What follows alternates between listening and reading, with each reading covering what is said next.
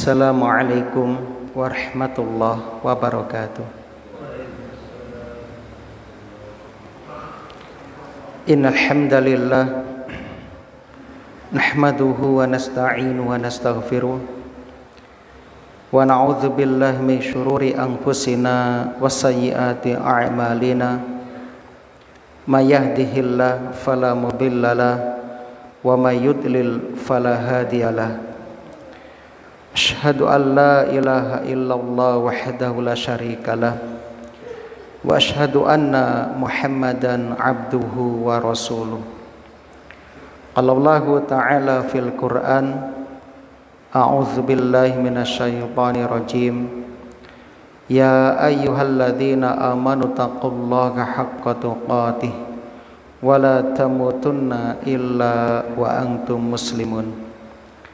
Wa qala ta'ala ya ayyuhalladzina amanu taqullaha wa qulu qawlan sadida yuslih lakum a'malakum wa yaghfir lakum dhunubakum wa may yuti'illaha wa rasulahu faqad faza fawzan 'azima. Amma ba'du. Kaum muslimin dan muslimah jamaah salat Isya yang mudah-mudahan senantiasa tercurah limpahkan, mudah-mudahan senantiasa dirahmati oleh Allah Subhanahu wa taala di dunia hingga di akhirat. Alhamdulillah, kita bersyukur kepada Allah di malam hari ini kita diberi kemudahan untuk dapat menghadiri taman-taman surga, pengajian rutin tafsir yang insyaallah kita memasuki ayat yang kelima saking surah At-Tolak.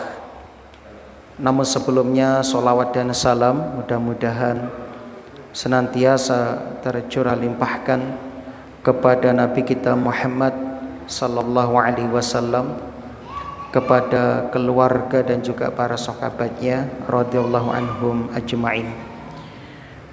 Dan tak lupa pula kita berdoa mudah-mudahan amal soleh yang sudah kita kerjakan di bulan Ramadan kemarin diterima di sisi Allah Subhanahu wa taala. Rabbana taqabbal minna innaka antas samiul alim.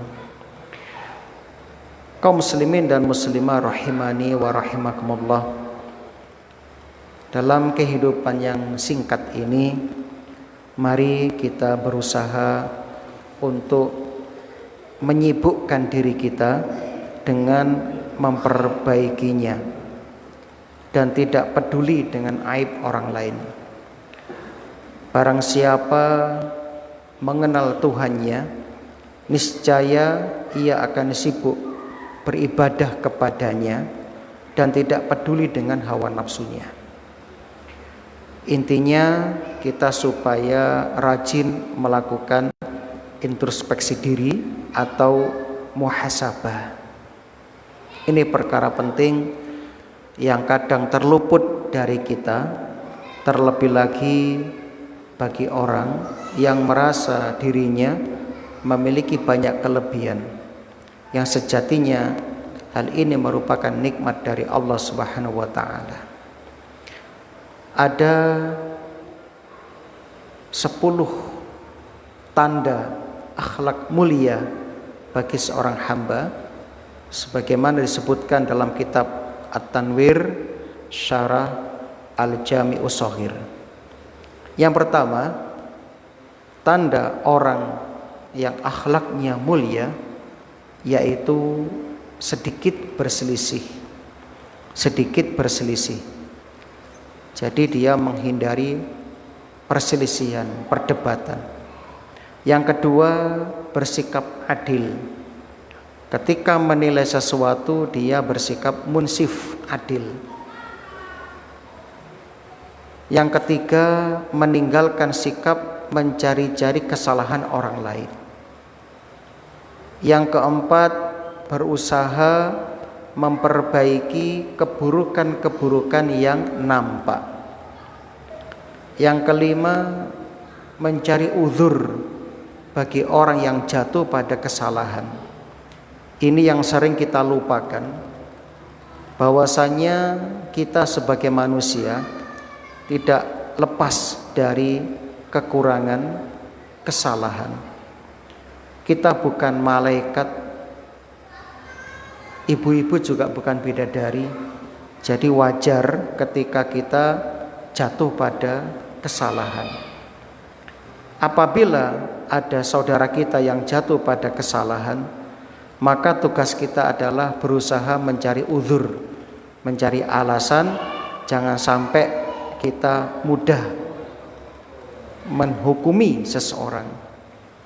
Yang keenam, tanda sikap akhlak yang mulia, bersabar menghadapi gangguan, menghadapi cobaan. Namanya hidup tidak lepas dari cobaan. Suami diuji, dicoba dengan istrinya. Istri diuji, dicoba dengan suaminya. Orang tua diuji dengan anak-anaknya. Anak diuji dengan orang tuanya. Kita diuji dengan tetangga kita. Tetangga diuji dengan kita. Jadi hidup itu ujian. Maka mari kita berusaha untuk bersabar menghadapi gangguan-gangguan yang datang dalam kehidupan kita. Bukankah Ramadan kemarin kita dilatih untuk bersabar? Kita bersabar menahan diri tidak makan dan minum, tidak berhubungan badan sejak terbit fajar shadiq sampai tenggelam matahari. Sebab Allah belum mengizinkan. Maka mudah-mudahan madrasah Ramadan kemarin yang mendidik kita agar menjadi jiwa-jiwa yang bersabar, kita mampu menerapkan 11 bulan ke depan, dan semoga kita berjumpa kembali dengan bulan Ramadan yang akan datang. Yang ketujuh, tanda akhlak mulia, introspeksi dengan mencela diri sendiri. Artinya kita menyadari ketika ada musibah yang menimpa kita, itu akibat ulah tangan kita, akibat ulah kita sendiri. Yang kedelapan, fokus dan sibuk mengurus aib-aib sendiri tanpa mengurusi aib orang lain. Maka wajar kalau ada istilah kuman di seberang mata tampak, gajah di pelupuk mata tidak tampak. Memang benar itu. Kesalahan orang sedikit saja itu bisa nampak, tapi kesalahan kita yang menumpuk tidak nampak. Yang kesembilan, berwajah ceria, murah senyum, tidak cemberut, tidak bersengut, terutama di hadapan pasangan kita, di hadapan anak-anak kita. Yang terakhir, kata pengarang kitab At-Tanwir Syarah Al-Jam'i Shaghir, yaitu lembut perkataannya, lembut perkataannya. Mudah-mudahan kita dapat menerapkan 10 kriteria tersebut sehingga kita layak mendapatkan syafaat Nabi Muhammad sallallahu alaihi wasallam. Kita lanjutkan kembali membacakan tafsir surah At-Tolak setelah kita mengetahui tentang solusi dalam syariat ketika seorang suami istri terpaksa menempuh jalan perceraian, dan kita sudah mengetahui beberapa hukum terkait dengan perceraian. Ayat yang kelima, lanjutan dari ayat yang kemarin. A'udzubillahi minasyaitonirrajim. Dzalika amrullahi anzalahu ilaikum. Dzalika itulah amrullahi, perintah Allah. Perintah Allah. Anzalahu ilaikum, yang diturunkannya kepada kalian. Wa may yattaqillaha, ini yang keenam kalinya Allah menyebutkan keutamaan takwa. Wa may yattaqillaha, dan barang siapa bertakwa kepada Allah, yukaffir anhu sayyiatihi, niscaya Allah akan menghapus kesalahan-kesalahannya. Wa yu'zim lahu ajra, dan akan melipat gandakan pahala baginya. Kaum muslimin rahimani wa rahimakumullah. Artinya begini, syariat Allah Subhanahu wa taala dalam masalah perceraian ini adalah untuk hamba-hambanya. Maka hendaknya kita memperhatikannya, karena syariat ini merupakan kemaslahatan bagi hamba-hamba Allah. Ini kaum muslimin yang dimaksud. Jadi syariat perceraian itu berasal dari Allah yang tujuannya untuk kemaslahatan hamba. Keyakinan kita, semua perintah-perintah Allah pasti mengandung kebaikan, mengandung maslahat. Dan semua larangan-larangan Allah pasti mengandung mudarat, mengandung bahaya. Ini harus kita pegang, yang harus kita imani betul-betul. Kemudian dalam ayat ini Allah kembali memberikan janji, barang siapa yang bertakwa dalam masalah ini, dalam masalah perceraian ini khususnya, dan juga dalam seluruh permasalahan kehidupannya, maka Allah akan menghapus dosa-dosanya. Sehingga kita kumpulkan dari ayat yang kemarin kita bahas, Allah telah berjanji akan memberikan 6 hal bagi siapa yang bertakwa. Dalam ayat ini, dalam surat ini maksud kami, 6 janji Allah. Yang pertama bagi orang bertakwa itu adalah Allah akan memberikan solusi.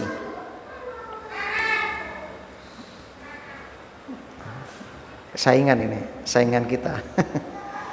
Yang kedua, Allah akan memberikan rizki dari arah yang tidak ia sangka-sangka. Yang ketiga, Allah cukup baginya jika ia bertawakal. Yang keempat, Allah akan memudahkan urusannya. Yang kelima, Allah akan mengampuni dosa-dosanya, yang barusan kita bacakan ayatnya. Yang terakhir, yang keenam, wa yu'zim lahu ajra, Allah akan melipat gandakan pahalanya. Ini 6 janji Allah kepada orang yang bertakwa dalam surat At-Tolak. Belum di surat yang lain. Tentu ini ada pembahasan khusus tentang masalah ini. Tapi ini sudah cukup kaum muslimin. Bagi kita sudah cukup. Maka orang yang bercerai itu sering terjadi pertikaian.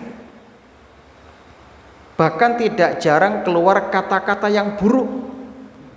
Ya. Sehingga ini bisa menimbulkan dosa.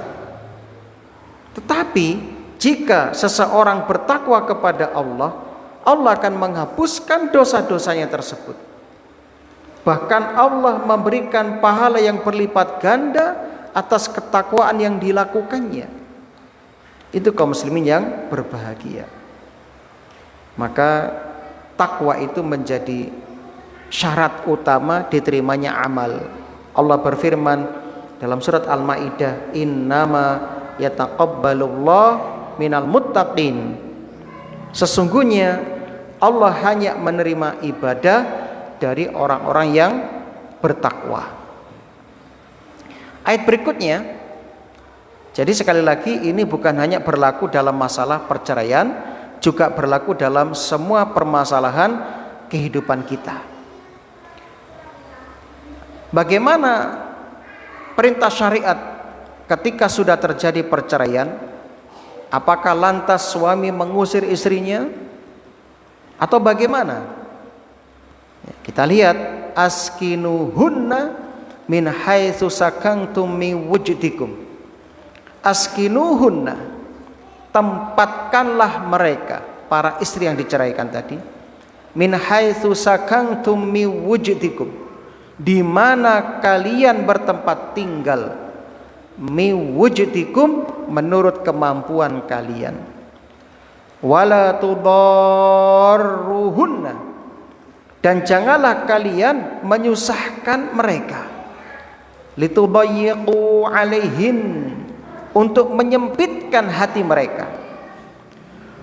Wa in kunna ulati hamlin, dan jika mereka istri-istri yang sudah diceraikan tadi, ditalak tadi, hamlin, sedang hamil, fa anfiqu alaihinna, maka berikanlah kepada mereka nafkahnya, hatta yada'na hamlahun, sampai mereka melahirkan. Fa in arda'na lakum, maka jika mereka menyusukan anak-anakmu, fa'atuhunna ujurahunna, maka berikanlah upahnya, bayarannya, imbalannya kepada mereka. Wa'tamiru bainakum bima'ruf, dan musyawarahkanlah di antara kalian segala sesuatu bima'ruf, dengan baik. Wa in ta'asartum, dan jika kalian menemui kesulitan, fasaturbi'u lahu ukhra, maka perempuan lain boleh menyusukan anak itu untuknya. Ini aturan syariat tentang status istri yang diceraikan dan perlakuan terhadap mereka. Jadi wanita-wanita yang ditalak punya hak-hak yang harus dipenuhi. Yang pertama, askinuhunna min haitsu sakantum min wujdikum, tempatkanlah mereka para istri di mana kalian bertempat tinggal menurut kemampuan kalian. Artinya kaum muslimin, kalau kebetulan seseorang tinggal di rumah yang bagus, rumah yang mewah, maka biarkan istri yang dicerai tinggal juga di rumah tersebut sampai masa iddahnya selesai. Ya, sampai masa iddahnya selesai. Izinkan mereka tinggal di situ sampai selesai masa iddahnya. Itu kaum muslimin yang berbahagia. Dan apabila suami kebetulan pas-pasan, ya, orang miskin, ya, maka hendaknya memberikan tempat tinggal kepada istrinya semampunya. Ya. Yang jelas jangan sampai istri tersebut disia-siakan, diusir selama masa iddah. Harus dijaga, dijaga. Berikutnya, wala tudarruhunna litudayyiqu alaihinna, dan janganlah kalian menyusahkan mereka untuk menyempitkan hati mereka. Artinya, ketika seorang istri yang diceraikan atau ditalak ditempatkan di rumahnya sampai masa iddah, jangan selama masa iddah itu suami menyakiti istrinya, membahayakan istrinya, misalnya menggunakan bahasa yang kasar, mengejek, mengolok-olok, ya, membentak-bentak, merendahkan dirinya, atau membahayakan dengan tidak memberikan nafkah sampai dia, ya, kelaparan atau dia tidak betah sehingga harus keluar minta bantuan kepada orang lain. Jangan. Ini dolim, ini nggak boleh. Ya, ini dilarang oleh syariat. Ya. Wa in kunna ulati hamlin, dan jika mereka istri-istri yang sudah ditalak itu sedang hamil, fa anfiqu alaihinna hatta yada'na hamlahun, ya, maka berikanlah kepada mereka nafkahnya sampai mereka melahirkan. Jadi selama istri menjalani masa iddah, maka penuhi nafkahnya, terutama ketika sedang hamil. Kecuali wanita yang ditalak bain, talak 3, maka tidak wajib tinggal di rumah mantan suaminya dan juga tidak diberi nafkah. Kenapa? Karena kalau sudah ditalak 3, statusnya dia bukan lagi istrinya. Tetapi di sini Allah mengkhususkan penyebutan wanita hamil diberi infak karena wanita hamil itu sedang membutuhkan perhatian khusus, ya. Sebab dalam perutnya ada anak dari mantan suami tadi. Apalagi kalau hamilnya baru 4 bulan misalnya, ya, lalu diceraikan, berarti dia harus menunggu sampai 5 bulanan, ya. Kan kasihan. Maka supaya dipenuhi nafkahnya. Ya, jadi suami yang menceraikan istrinya dalam keadaan hamil hendaknya memberikan perhatian khusus kepada istrinya yang diceraikan. Berikutnya, fa'in arba'na lakum, jika mereka menyusukan anak-anakmu, fa'atuhunna ujurahun, berikanlah imbalannya, bayarannya. Kenapa? Karena air susu istrinya itu sudah bukan haknya. Kenapa? Karena sudah diceraikan. Maka di sini suami wajib untuk membayar, meskipun yang disusui anak sendiri, anak kandung. Tapi karena sudah diceraikan, maka dia harus mengganti, membayar upah atas penyusuan terhadap anaknya tersebut. Kemudian kalau tidak mampu menyusui, suami istri ini yang sudah bercerai boleh mencari solusi untuk mencari ibu susu. Tentu perlu dimusyawarahkan. Ini anak kita mau kamu susui sendiri, nanti tak bayar sekian per bulan misalnya. Atau kalau kamu gak sanggup, kita cari ibu susu, lalu kita sepakati berapa imbalannya, berapa bayarannya, begitu. Insya Allah ini solusi dalam Islam. Masya Allah. Nah, karena bisa jadi ada orang tua yang gak peduli dengan hal ini. Ketika menceraikan istrinya dalam keadaan hamil, lalu melahirkan, lalu menyusui, dia gak peduli, bahkan gak ngendangi sama sekali, gak tanya kabar, karena emosi untuk bojoku jangan bahno kono. Gak bisa. Itu bukan ajaran Islam seperti itu. Bisa jadi ada seperti itu. Makanya Allah itu melalui ayat ini memberikan solusi. Kalau ibunya gak sanggup menyusui, carikan ibu susu. Tentu dengan imbalan yang telah dimusyawarahkan tadi. Dan juga ini menunjukkan Allah sangat berkasih sayang kepada hamba-hambanya. Nah, dan juga ada perintah bermusyawarah di sini. Liyunfiq dzu sa'atin min sa'atih. Liyunfiq dzu sa'atin min sa'atih. Hendaknya dzu sa'ah, orang yang mempunyai keluasan rizki, liyunfiq, memberikan nafkah, min sa'atih, menurut kemampuannya. Wa man qudira alaihi rizquh, dan orang yang terbatas rizkinya, falyunfiq mimma atahullah, hendaklah memberi nafkah dari harta yang diberikan Allah kepadanya. La yukallifullahu nafsan illa ma ataha, Allah tidak membebani kepada seseorang melainkan sesuai dengan apa yang diberikan Allah kepadanya. Masya Allah. Termasuk dalam masalah sedekah ini kaum muslimin. Saya ja'alullahu ba'da usri yusra, Allah kelak akan memberikan kelapangan setelah kesempitan.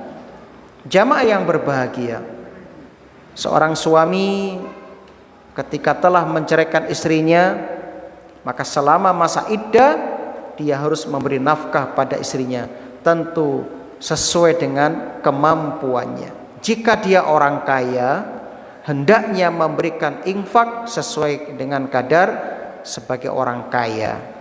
Jika dia orang miskin, ia sesuai dengan kadar yang dia mampu dengan ala kadarnya. Ini menunjukkan Allah tidak membebani seorang hamba di luar kesanggupannya. Masya Allah. Ya. Jadi ini kabar gembira bahwa Allah akan memberikan apa? Kelapangan. Artinya jaminan. Siapapun yang mau mengeluarkan hartanya karena Allah, apalagi memberi nafkah kepada istri yang baru saja diceraikan, itu bagian dari bentuk ketakwaan kepada Allah. Nyuwun sewu, kalau ada orang yang pendosa, bahkan pelacur di zaman Bani Israel, memberikan minum kepada seekor anjing, binatang yang tidak ada kaitan kerabat, itu mendapat jaminan ampunan dosa, apalagi memberi nafkah hamba Allah, manusia, orang beriman, orang Islam. Maka Anda lebih layak untuk diampuni dosa-dosanya, Anda lebih layak untuk mendapatkan kasih sayang Allah Subhanahu wa taala, dimasukkan ke dalam surganya. Itu kaum muslim yang berbahagia. Sehingga ayat ini menjadi akhir dari pembahasan Allah tentang perceraian. Karena setelahnya Allah akan berbicara tentang azab bagi orang-orang yang membangkang perintah Allah. Allah membahas azab bagi orang-orang yang membangkang perintah Allah Subhanahu wa taala. Ya.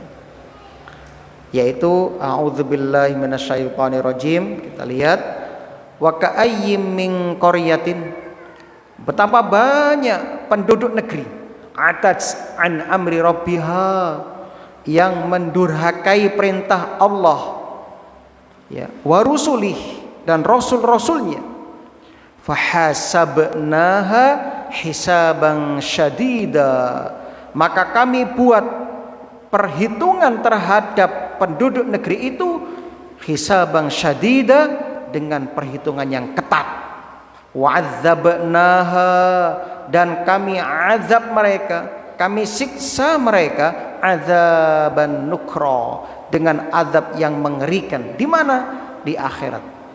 Fadzaqat, sehingga mereka merasakan wabala amriha, akibat yang buruk dari perbuatannya. Wa kana akibatu amriha khusra, dan akibat perbuatan mereka adalah kerugian yang besar. Jamaah rahimani wa rahimakumullah. Pada ayat ini Allah memberikan gambaran tentang penduduk suatu negeri yang diberikan azab. Kenapa? Atats, membangkang, durhaka marang perintahipun Gusti Allah Subhanahu wa taala. Jamaah yang berbahagia, ketika kita mempelajari tafsir, kita harus membagi setiap surah menjadi beberapa paragraf. Ketika kita telah mengetahui suatu surah terdiri dari beberapa paragraf, maka langkah berikutnya kita hendaknya mencari tahu apa kaitan munasabah antara suatu paragraf dengan paragraf sebelumnya atau setelahnya. Sehingga dengan demikian kita akan tahu mengapa suatu paragraf diletakkan pada paragraf tersebut. Pertanyaannya, apa hubungan firman Allah dalam paragraf baru ini dengan masalah perceraian yang beberapa pertemuan kita bahas kemarin? Sebagian ahli tafsir menjelaskan bahwa Allah mengingatkan permasalahan cerai itu perkara yang berat, perkawis ingkang abot, sehingga Allah berfirman dalam surat At-Tolak yang pertama kemarin, wa tilka hududullah, itulah hukum-hukum Allah. Wa may yata'adda hududallah, Barang siapa melanggar hukum-hukum Allah, faqad dzalama nafsah, maka dia telah berbuat zalim terhadap dirinya sendiri. Ayat kedua, ingat. Dzalikum, yang demikian itu yu'adzu bihi man kana yu'minu billahi wal yaumil akhir. Peringatan yang diberikan bagi orang yang beriman kepada Allah dan hari akhir. Ya. Artinya apa? Setelah Allah menyebutkan ya 4 ayat atau berapa ayat? 7 ayat tentang masalah perceraian, seakan-akan di ayat ini Allah berpesan, jangan sampai kalian melanggar batasan-batasanku dalam masalah perceraian. Hati-hati, jika kalian melanggarnya, maka aku akan memberikan siksaan bagi kalian, sebagaimana orang yang melanggar pada suatu negeri juga kami berikan siksaan. Nah, begitu. Jadi ini ancaman betul. Jadi orang yang melakukan perceraian, baik yang menceraikan atau yang dicerai, banyak di antara mereka tidak bertakwa kepada Allah. Padahal kaum muslimin, jika mereka bertakwa, bisa jadi mereka yang mencerai mendapat pahala, yang dicerai juga mendapat pahala. Akan tetapi tatkala sang laki-laki atau wanita melanggar aturan-aturan Allah dalam kasus perceraian ini, maka mereka diberi kesengsaraan oleh Allah Subhanahu wa taala. Dan kesengsaraan itu bisa dengan berbagai macam kaum muslimin. Bisa dengan susah merasakan kebahagiaan, bisa dengan kehidupan ekonomi yang serba sulit, ya. Bisa dengan hubungan dengan anak yang tidak baik. Dan masih banyak lagi hukuman-hukuman dari Allah Subhanahu wa ta'ala, sehingga sumpek kehidupannya. Ada seorang bapak cerita, seorang pensiunan sama saya, Ustadz, saya dulu ketika masih muda, masih belum menikah, ya tahun 60 sekian, saya itu ndarung Ustadz, di daerah Ungkalan sana, ya, nggarap ya, Tegalan di Ungkalan, luas di sana. Saya setiap pergi ke sana ketemu seorang pemuda seperti saya, tapi sudah punya istri. Itu ngengkleng, apa namanya? Kayak uang stres. Akhirnya saya tanya, Pak, jenengan sinten? Aku si fulan. Oh, sampean si fulan. Lan jenengan kayak uang linglung. Bendino dolan nang pinggir alas kene nyapo. Saya barusan bercerai dengan istri saya. Terus kok saya bingung ya, tidak mendapatkan kebahagiaan hidup. Akhirnya saya ke sini, ke tepi hutan. Nah, akhirnya kenal, akrab dengan orang itu. Akrab. Akhirnya ya, dirayu-rayu sampai akhirnya ya, mau rujuk kembali. Alhamdulillah. Ya. Akhirnya sembuh, tidak stres lagi. Nah, ini salah satu contoh. Ya. Banyak orang cerai menjadi stres. Kehidupannya tidak tenang, ya, tidak tenang. Nah, itu kaum muslimin yang berbahagia. Maka kalau mereka mendasari perceraiannya dengan takwa, betul-betul dia mengambil langkah ini karena Allah, insya Allah Allah akan memberi solusi dalam kehidupannya. Ya, itu janji Allah Subhanahu wa ta'ala. Tapi jika dia tidak mengambil langkah-langkah yang dicontohkan oleh syariat, Allah akan menimpakan hukuman kepadanya. Itu kaum muslimin yang berbahagia. Naam. A'addallahu lahum 'adzaban syadida. Allah menyediakan azab yang keras bagi mereka. Maka fattaqullah, bertakwalah kepada Allah, ya ulil albab, hai orang-orang yang mempunyai akal.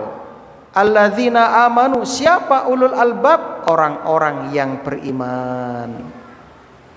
Qad anzalallahu ilaikum dzikra, sungguh Allah telah menurunkan dzikra, peringatan kepadamu. Ya. Dengan apa? Rasulan, mengutus rasul yatlu alaikum, yang membacakan atas kalian ayatillah, ayat-ayat Allah, mubayyinat, ya, yang menerangkan bermacam-macam hukum, termasuk hukum perceraian ini. Jadi Islam itu syariat yang sempurna, jamaah. Semua permasalahan hidup sudah dibahas dalam Islam, dari A sampai Z sudah dibahas, sampai masalah pemerintahan, masalah hukum tata negara, masalah ya rumah tangga, semua dibahas, sampai masalah adab di kamar mandi, adab di ratas ranjang, dibahas semuanya, dibahas. Nah, liyukhrijal ladzina amanu, apa tujuannya? Untuk mengeluarkan orang-orang yang beriman, wa amilus solihat, dan beramal soleh, minadz zulumati ilan nur, dari kegelapan menuju cahaya. Wa may yu'min billah, barang siapa yang beriman kepada Allah, tentu iman yang benar, wa ya'mal solihah, dan mengerjakan amal soleh, yudkhilhu jannatin tajri min tahtihal anhar, Allah akan memasukkan dia ke dalam surga yang mengalir di bawahnya sungai-sungai, khalidina fiha abada, yang mereka kekal di dalamnya selama-lamanya. Qad ahsanallahu lahu rizqah, dan Allah memberikan rizki yang baik kepadanya. Masya Allah. Jadi kaum muslimin, ini menunjukkan apa? Akal yang cerdas mengantarkan seseorang untuk bertakwa dan tidak membangkang perintah Allah. Berarti orang yang bermaksiat kepada Allah, suka menentang hukum Allah, mereka tidak cerdas, mereka orang yang bodoh, kaum muslimin. Alhamdulillah, jenengan ingkang pateng ibadah, tekun istiqomah ngantos sak menika, jenengan termasuk orang-orang yang dipilih oleh Allah, termasuk orang yang cerdas, ulul albab. Ulul albab. Kenapa dikatakan orang bertakwa itu orang cerdas? Karena mereka tahu takwa itu mengantarkan kepada kebahagiaan hakiki di dunia dan kebahagiaan abadi dan sempurna di akhirat kelak. Sehingga mereka disebut dengan ulul albab, orang-orang yang mempunyai akal yang sehat. Ini kaum muslim yang berbahagia. Dan Allah sebutkan orang yang cerdas adalah alladzina amanu, orang-orang yang beriman. Berarti orang yang menerima keimanan, tanda cerdasnya akal, tanda cerdasnya akal. Itu kaum muslim yang berbahagia. Bagaimana tidak ya. Nah, tapi kita lanjutkan yang akan datang. Mungkin ada yang mau ditanyakan, kalau bisa kita jawab, kalau nggak bisa insya Allah kita carikan jawabannya.